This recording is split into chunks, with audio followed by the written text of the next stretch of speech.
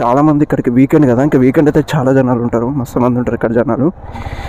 So మా friends అయితే back side ఉన్నారు. సో చూడొచ్చు, ఇంకో ఇది గాయస్ ఈ లొకేషన్ అయితే చూడండి. ఇక్కడ మొత్తం ఇటువైపు చెరువు, ఇటువైపు అంతా రోడ్స్, ఇంకా చాలా బాగుంటుంది. అండ్ ఇది రైనీ సీజన్లో ఇంకా సూపర్ ఉంటుంది అన్నమాట.